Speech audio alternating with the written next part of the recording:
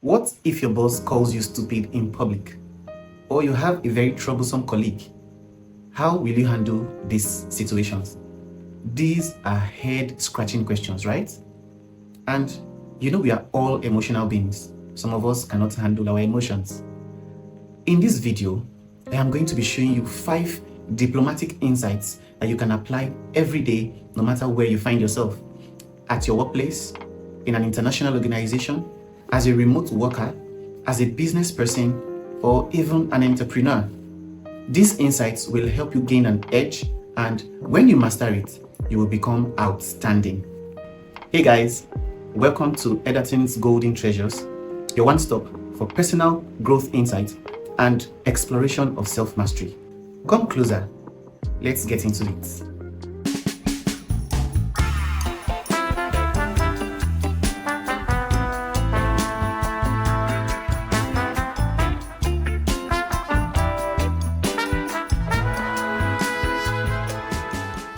Delegation is very important in every organization, and this is because you cannot do every task assigned to you alone, even if you are the boss.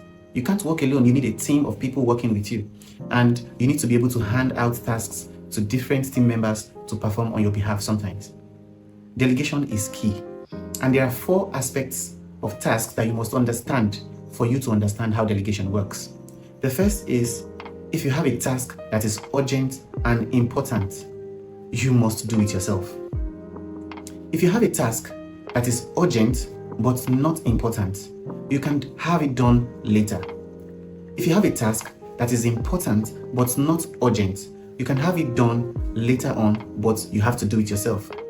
And you can have a task that is not urgent and not important, and that is the kind of task that you can delegate to somebody else to do on your behalf. But before you rush off to delegate your work, you must understand that education comes before delegation. What does this mean? It means that first, you must have trained the person you want to delegate a task to. And after that training, you will supervise that person to do that task for a few times. When you are satisfied that the person you want to delegate your task to can handle it, then you make sure that you document the process should the person need to visit or check out 1 or 2 steps for them to perform. And this is key because every task has a risk attached to it, and every task has a priority attached to it. This is very important. I want you to pay attention. Now, for every task, you must measure your risk. If the risk is very high, I will advise you not to delegate it. But if the risk is low, then you can delegate it to somebody who is trusted enough to perform the task without messing it up. Do not delegate blindly. Those who have done so in the past can assure you of just how much they suffered for it. It can be the margin between success and failure, and I am sure you don't want to be on the failing side. When you want to delegate, make sure you educate before you delegate.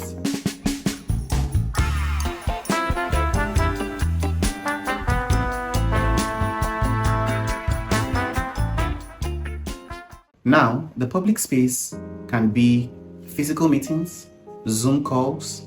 It could be a virtual chat where you have to interact with people from different facets of life. But the most important thing is that in the public space, you will meet with people of caliber, and in that space, you cannot behave anyhow. Sometimes in the public space, things may go south, and you may get to be assigned a duty that is not meant for you, or there may be a suggestion for you to do a particular task that is not meant for your department. You might even be made a team lead for a project that will interfere with another project you're currently working on. So does that mean you should have an outburst? Does that mean you should argue? No. Because when you argue and when you don't agree in public, that suggestion will become a command. It will become an order. And what you shouldn't have done in the first place, you will now have no choice than to do it. So what do you do in the public space? You can agree quietly, nod your head, even if it doesn't sit well with you. And then you go in private to negotiate. Because in private, you are helping your boss or your superior to save face, and at the same time, you are giving yourself the opportunity to opt out of that work if it is not meant for you, or if it's going to collide with another task you're already performing. This strategy is going to save you a lot of time and a lot of effort once you learn it and once you master it.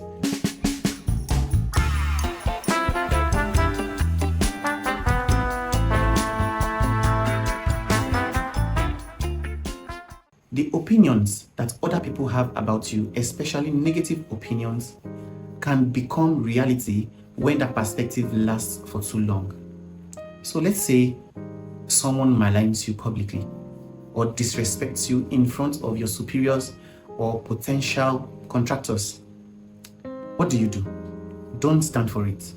You must counter it immediately. But here's the catch. Do it once and do it politely. After stating your disagreement or disapproval of such opinion, keep quiet and continue doing your job. Don't take it personal and don't make it an issue. Your reputation will be permanently damaged if you allow this to happen again and again and again. Your response must be intentional and calculated. Do not yell. I repeat, do not yell. You must make sure that you are calm and kind but very firm. Achieving this is not an easy feat. And this is because you are in between two extremes. When people disrespect you or malign you publicly, it is either you keep quiet or you react emotionally. It is not easy to stay in between to remain calm while delivering your correction and objection to that disrespect. And this will be tough for you if you have not prepped yourself, if you have not discovered how to be tactful, how to be strategic when responding to issues like this. You cannot learn how to respond to issues like this in the heat of it. At home, prepare yourself, manage your expectations, manage your emotions, and when you can do this, at the moment of truth, you will not overreact and you will not mess up yourself. It can cost you your job. It can cost you a potential contract. It can cost you a potential partner. You have to be careful. You have to be intentional when correcting a public disrespect. Professional diplomacy needs you to know that after a while, they may forget exactly what you said, but for a very long time, they are going to remember how you made them feel.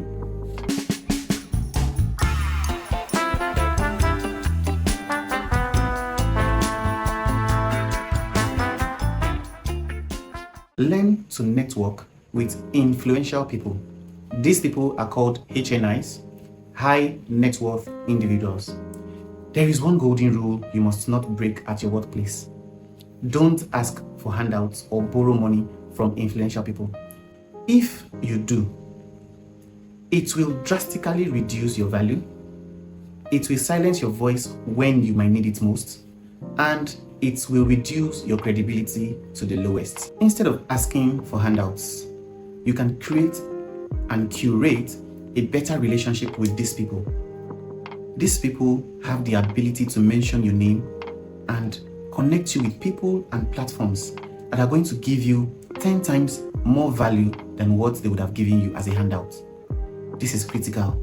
It makes you stand out in the workplace because people would know you for someone who is valuable, who is credible, and someone who has emotional intelligence. It means you can handle your money, you're not a beggar, you're not a delinquent, and you're not somebody that can be easily persuaded with money. I want to tell you one undiluted truth. The handout you're asking for is not going to change your life. But one referral from a high net worth individual can change your life forever. One call from them can place you in a position where your hard work for a couple of years wouldn't take you. And this is something you need to remember. Remember it every time you are tempted to seek financial gain from these people. Financial gain comes to you by networking with them and not by asking them for handouts.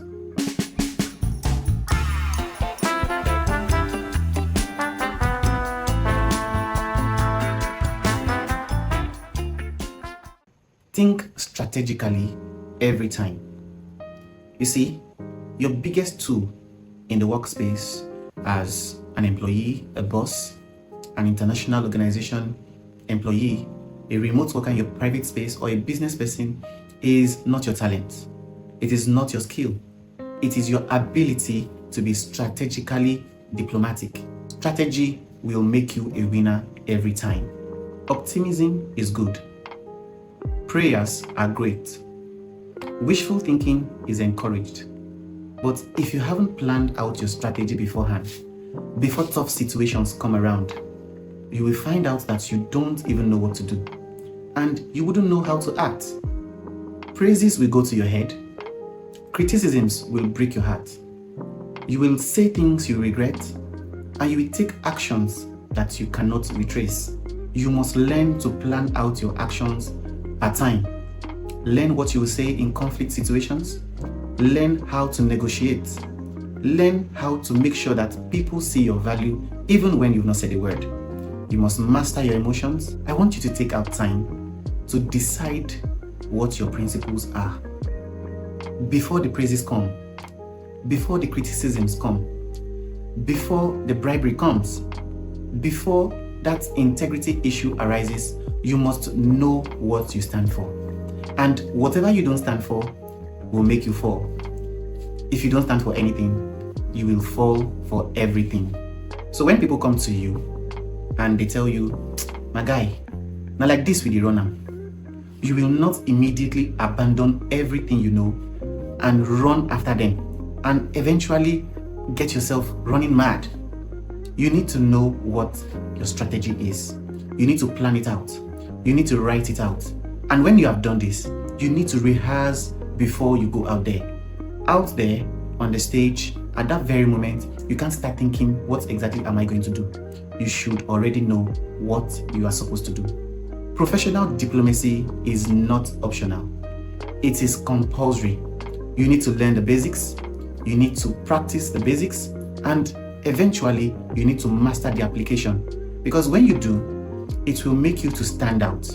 And as you stand out, over time, you become outstanding. When your results are outstanding and people have recognized you to be an outstanding person, after a while, people will decide to make you a standard. So, whatever you say goes, and the way you act becomes a rule of thumb. I hope you've learned a lot from this video. If you've watched this video till this very point, and you followed the series, I am glad you have learned a lot. So, click on that subscribe button, like this video so that more people can see this content and also learn about professional diplomacy. And then you can leave a comment about these insights I've shared with you, if you've used them at your workplace or if you've seen somebody using them, so that others can also learn. And finally, make sure you share this video with your friends and loved ones.